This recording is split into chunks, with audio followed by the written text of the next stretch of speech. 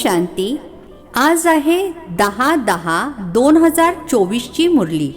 महावाक्य आहे, गोड मुलांनो, उठता बसता बुद्धीमध्ये ज्ञान घोळत राहावे तर अपार खुशीमध्ये राहाल.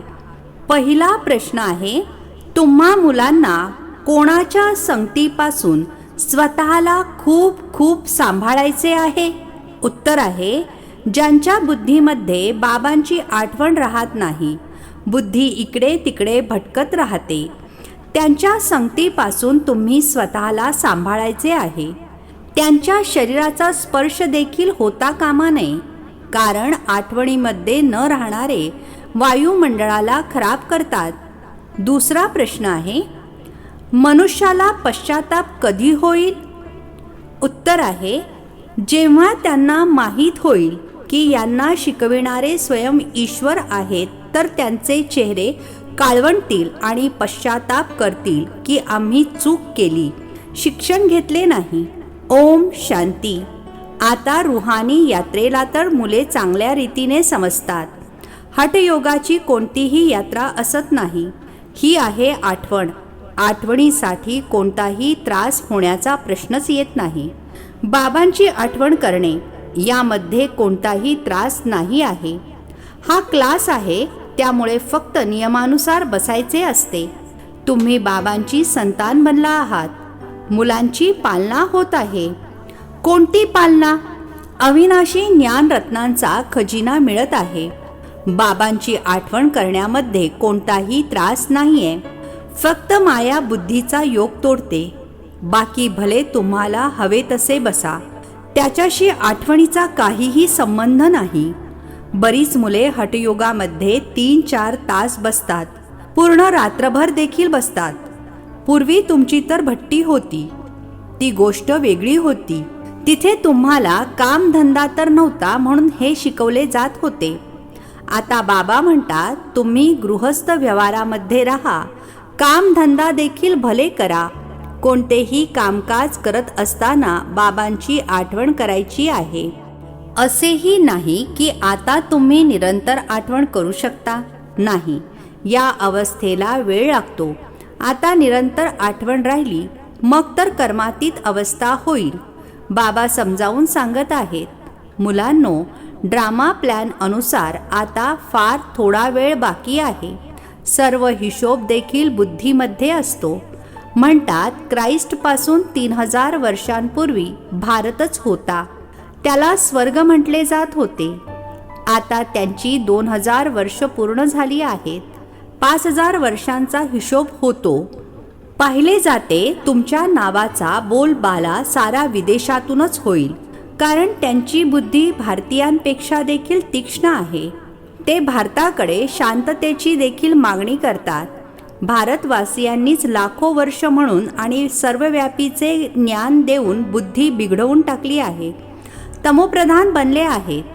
ते अर्थात विदेशी इतके तमोप्रधान बनलेले नाहीत. त्यांची बुद्धी तर अतिशय कुशाग्र आहे.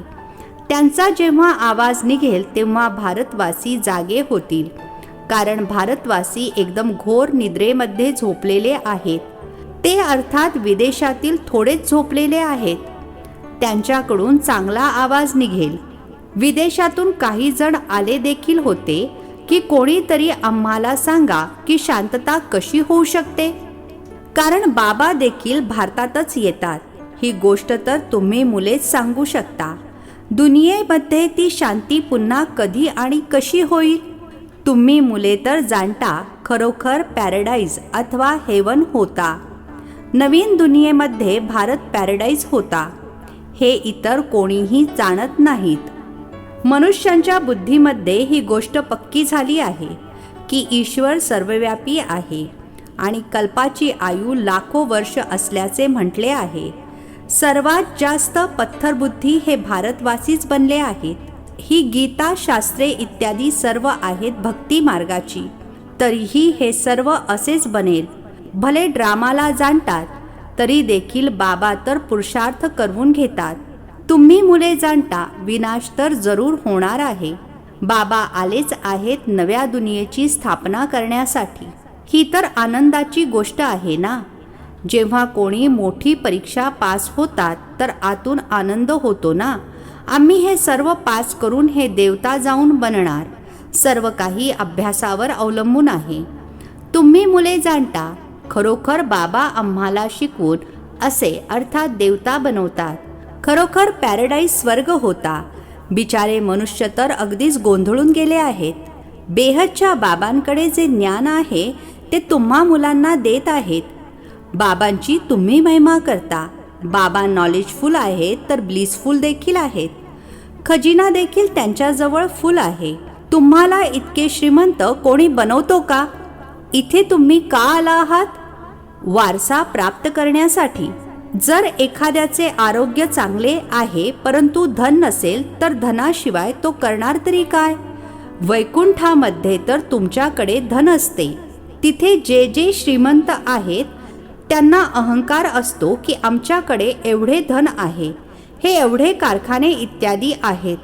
परंतु शरीर सोडले आणि संपले. तुम्ही तर जाणता, आम्हाला बाबा 21 जन्मांकरिता इतका खजिना देतात. बाबा स्वतः काही खजिन्याचे मालक बनत नाहीत. तुम्हा मुलांना मालक बनवतात. हे देखील तुम्ही जाणता. विश्वामध्ये शांती तर गॉड फादर शिवाय कोणीही स्थापन करू शकत नाही. सर्वात उत्तम चित्र आहे हे त्रिमूर्ती गोळ्याचे. या चक्रामध्येच सारे ज्ञान भरलेले आहे. तुमची अशी कोणती वंडरफुल गोष्ट असेल तर ते समजतील. यामध्ये जरूर कोणते असे रहस्य आहे. मुले अशी काही छोटी छोटी खेळणी बनवतात. ते बाबांना आवडत नाही. बाबा तर म्हणतात, मोठी चित्रे लावा जी दुरूनही कोणी वाचून समजू शकतील. लोक मोठ्या गोष्टींवर लक्ष देतील की यामध्ये क्लिअर दाखवलेले आहे. त्या बाजूला आहे कलयुग, या बाजूला आहे सतयुग. मोठी मोठी चित्रे असतील तर लोकांचे लक्ष वेधले जाईल. टुरिस्ट सुद्धा बघतील. ते व्यवस्थित समजतील देखील. हे देखील जाणतात क्राइस्टच्या 3000 वर्षांपूर्वी स्वर्ग होता. बाहेरचे तर हे जाणत नाहीत. 5000 वर्षांचा हिशोब तुम्ही क्लिअर करून सांगता तर हे चित्र इतके मोठे बनवले पाहिजे जे दुरूनही पाहू शकतील आणि वाचतील देखील. ज्यावरून समजतील की खरोखर दुनियेचा अंत तर आहे. बॉम्ब्स तर तयार होत राहतात. नैसर्गिक आपत्ती देखील येतील. तुम्ही विनाशाचे नाव ऐकता तर आतून खूप आनंद झाला पाहिजे. परंतु ज्ञानच नसेल तर आनंदसुद्धा होऊ शकणार नाही. बाबा म्हणतात, देहासहित सर्व काही सोडून स्वतःला आत्मा समजा. आपल्या आत्म्याचा योग मजपित्यासोबत लावा. ही आहे मेहनतीची गोष्ट. पावन बनून मगच पावन दुनियेमध्ये यायचे आहे. तुम्ही समजता आम्ही बादशाही घेतो आणि मग गमावतो. हे तर खूप सोपे आहे. उठता बसता चालता फिरता आतमध्ये ज्ञान टपकत राहिले पाहिजे. जसे बाबांकडे ज्ञान आहे ना. बाबा आलेच आहेत शिकवून देवता बनविण्यासाठी. तर इतका अपार आनंद मुलांना झाला पाहिजे ना. स्वतःला विचारा, इतका अपार आनंद आहे? बाबांची इतकी आठवण करतो का? चक्राचे देखील सारे ज्ञान बुद्धीमध्ये आहे. तर इतका आनंद झाला पाहिजे. बाबा म्हणतात, माझी आठवण करा आणि अतिशय आनंदामध्ये राहा. तुम्हाला शिकविणारा पहा कोण आहे. जेव्हा सर्वांना माहीत होईल तर सर्वांचा चेहराच काळवंडून जाईल. परंतु आता त्यांना समजायला अजून थोडा वेळ आहे. अजून देवता धर्माचे इतके मेंबर्स तर बनलेले नाहीत. अजून संपूर्ण राज्य स्थापन झालेले नाहीये. किती प्रचंड प्रमाणात मनुष्यांना बाबांचा संदेश द्यायचा आहे. बेहदचे बाबा पुन्हा आपल्याला स्वर्गाची बादशाही देत आहेत. तुम्ही देखील त्या बाबांची आठवण करा. बेहदचे बाबा तर जरूर बेहदचे सुख देतील ना. मुलांना तर आतून ती अथाथ ज्ञानाची खुशी व्हायला हवी. आणि जितकी बाबांची आठवण करत राहतील तर आत्मा पवित्र बनत जाईल. ड्रामाच्या प्लॅन अनुसार तुम्ही मुले जितकी सेवा करून प्रजा बनवता तर ज्यांचे कल्याण होते त्यांचे मग आशीर्वाद देखील मिळतात. गरिबांची सेवा करता. निमंत्रण देत राहा. ट्रेनमध्ये देखील तुम्ही खूप सेवा करू शकता. इतक्या छोट्या बॅचमध्येच किती नॉलेज भरलेले आहे. सर्व शिक्षणाचे सार यामध्ये आहे.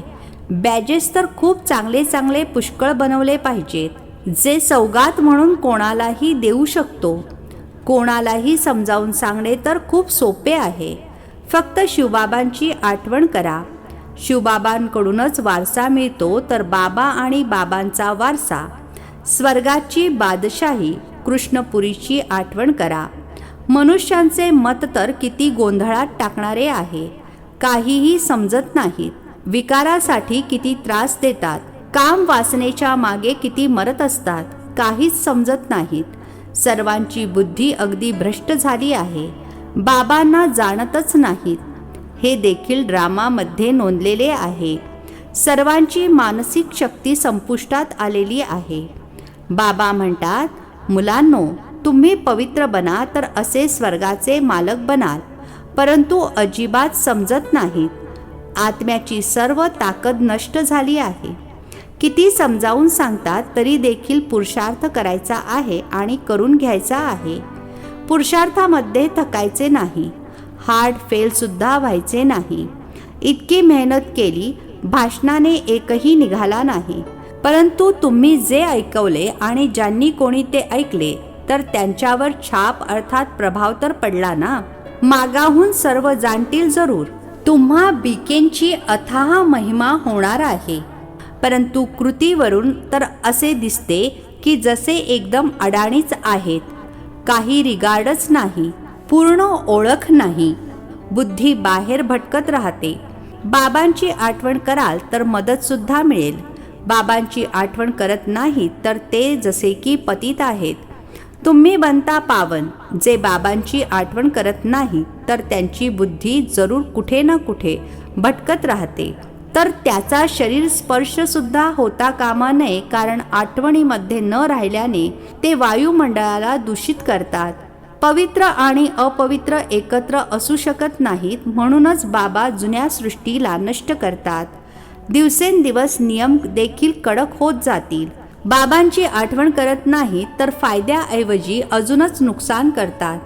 पवित्रतेचा संपूर्ण आधार आठवणीवर आहे. एका जागेवर बसण्याची गोष्टच नाहीये. इथे एकत्र बसण्यापेक्षा तर टेकडीवर जाऊन दूर दूर बसा, ते चांगले आहे. जे आठवण करत नाहीत ते आहेत पतित. त्यांची तर संगत सुद्धा करू नये. वर्तनावरूनच लक्षात येते. आठवणीशिवाय पावन तर बनू शकणार नाही. प्रत्येकावर जन्मजन्मांतरीचे पापांचे ओझे भरपूर आहे. ते आठवणीच्या यात्रेशिवाय नष्ट कसे होणार. ते तर जसे की पतितच आहेत. बाबा म्हणतात, मी तुम्हा मुलांसाठी साऱ्या पतित दुनियेला नष्ट करून टाकतो. त्याची संगत सुद्धा असू नये. परंतु एवढी सुद्धा बुद्धी नाहीये की कोणासोबत संगत केली पाहिजे. तुम्हा पावन असणाऱ्यांचे प्रेम पावन असणाऱ्यावर असायला हवे. एवढी तरी बुद्धी पाहिजे ना. स्वीट बाबा आणि स्वीट राजधानीशिवाय इतर काहीही आठवू नये. इतके सगळे त्याग करणे काही मावशीचे घर नाहीये. बाबांचे तर मुलांवर अपार प्रेम आहे. मुलांनो, पावन बना तर तुम्ही पावन दुनियेचे मालक बनाल. मी तुमच्यासाठी पावन दुनियेची स्थापना करत आहे. या पतित दुनियेला पूर्णपणे नष्ट करतात. इथे या पतित दुनियेमध्ये प्रत्येक गोष्ट तुम्हाला दुःख देते. आयुष्य देखील कमी होत जाते. याला म्हटले जाते वर्थ नॉट अ पेनी, अर्थात कवडी मोल. कवडी आणि हिरा यांच्यामध्ये फरक तर असतो ना. तर तुम्हा मुलांना किती आनंद झाला पाहिजे. गायले देखील जाते, सच तो बीठो नच. तुम्ही सतयुगामध्ये खुशीमध्ये डान्स करता. इथल्या कोणत्याही वस्तूवर मन जडता कामा नये. याला तर दिसत असताना देखील बघायचे नाहीये. डोळे उघडे असताना सुद्धा जसे की झोपेत आहेत. परंतु ती हिंमत, ती अवस्था पाहिजे. हा तर निश्चय आहे की ही जुनी दुनिया असणारच नाही. एवढा खुशीचा पारा चढलेला असला पाहिजे. स्वतःला चिमटा काढला पाहिजे. अरे, आम्ही शिवबाबांची आठवण केली तर विश्वाची बादशाही मिळेल. हठयोगामध्ये सुद्धा बसायचे नाही आहे. खाता पिता काम करत असताना बाबांची आठवण करा. हे देखील जाणता राजधानी स्थापन होत आहे. बाबा थोडेच म्हणतील दासी बना, बाबा तर म्हणतील पावन बनण्याचा पुरुषार्थ करा. बाबा पावन बनविण्यासाठी पुरुषार्थ करून घेतात आणि तुम्ही मग पतित बनता. किती खोटी पापे करता. कायम शिवबाबांची आठवण करा तर सर्व पापे स्वाहा होतील. हा बाबांचा यज्ञ आहे ना, खूप जबरदस्त यज्ञ आहे. ते अर्थात दुनियातील लोक यज्ञ रचतात, लाखो रुपये खर्च करतात. तुम्ही तर जाणता यामध्ये सारी दुनिया स्वाहा होणार आहे. बाहेरून आवाज होईल, भारतामध्ये देखील पसरेल. एक तर बुद्धीचा योग बाबांसोबत असावा तर पापे नष्ट होतील आणि मग उच्च पद सुद्धा प्राप्त होऊ शकते. बाबांचे तर कर्तव्य आहे मुलांकडून पुरुषार्थ करून घेणे. लौकिक पिता तर मुलांची सेवा करतात आणि सेवा घेतात देखील. हे बाबा तर म्हणतात मी तुम्हा मुलांना 21 जन्मांचा वारसा देतो. तर अशा बाबांची आठवण जरूर करायची आहे, ज्याने पापे नष्ट होतील. बाकी पाण्याने पापे थोडीच नष्ट होतात. पाणी तर सर्वत्र आहे. परदेशामध्ये सुद्धा नद्या आहेत, तर काय इथल्या नद्या पावन बनविणाऱ्या आणि परदेशातल्या नद्या पतित बनविणाऱ्या आहेत का? मनुष्यांना तर काहीही समज नाही. बाबांना दया तर येते ना. बाबा समजावून सांगत आहेत, मुलांनो निष्काळजीपणा करू नका. बाबा एवढे गुलगुल बनवतात तर मेहनत केली पाहिजे ना. स्वतःवर दया करायची आहे. अच्छा, गोड गोड खूप खूप वर्षांनंतर भेटलेल्या मुलांप्रती मात पिता बाप दादांची प्रेमपूर्वक आठवण आणि सुप्रभात. आत्मिक पित्याचा आत्मिक मुलांना नमस्ते. आम्हा आत्मिक मुलांचा आत्मिक पित्याला नमस्ते. धारणेसाठी मुख्य सारांश आहे. पहिला पॉइंट आहे, इथल्या कोणत्याही वस्तूमध्ये मन गुंतवायचे नाही. दिसत असताना सुद्धा बघायचे नाही. डोळे उघडे असताना सुद्धा जशी झोपेची झापड असते असा आनंदाचा पारा चढलेला असावा. दुसरा पॉइंट आहे, सर्व काही पवित्रतेवर अवलंबून आहे. त्यामुळे स्वतःला सांभाळायचे आहे की पतिताच्या शरीराचा स्पर्श सुद्धा होता कामा नये. स्वीट बाबा आणि स्वीट राजधानी शिवाय दुसरे काहीही आठवू नये. आजचे वरदान आहे, हदच्या इच्छांना सोडून चांगले बनणारे इच्छा मात्रम अविद्या भव. हदच्या इच्छांना सोडून चांगले बनणारे इच्छा मात्रम अविद्या भव. स्पष्टीकरण आहे, मनामध्ये कोणतीही हदची इच्छा असेल तर चांगले बनू देणार नाही. जसे उन्हामध्ये चालता तर सावली पुढे जाते. तिला जर पकडण्याचा प्रयत्न केला तर पकडू शकत नाही आणि पाठ फिरवून या तर सावली तुमच्या मागे मागे येईल. अशा प्रकारे इच्छा आकर्षित करून रडविणारी आहे. तिला सोडून द्या तर ती तुमच्या मागे मागे येईल. मागणारा कधीही संपन्न बनू शकत नाही. कोणत्याही हदच्या इच्छांच्या मागे धावणे हे तर असे आहे जशी मृगतृष्णा. यापासून नेहमी सांभाळून राहा तर इच्छा मात्रम अविद्या बनार. स्लोगन आहे, आपल्या श्रेष्ठ कर्माद्वारे आणि श्रेष्ठ वर्तनाद्वारे आशीर्वाद जमा करा तर डोंगरा एवढी गोष्ट देखील कापसाप्रमाणे वाटेल. आपल्या श्रेष्ठ कर्माद्वारे आणि श्रेष्ठ वर्तनाद्वारे आशीर्वाद जमा करा तर डोंगरा एवढी गोष्ट देखील कापसाप्रमाणे वाटेल. अच्छा, ओम शांती. नवनवीन मराठी व्हिडिओज प्राप्त करण्यासाठी सबस्क्राईब करा मराठी गॉड रिपोर्ट चॅनलला.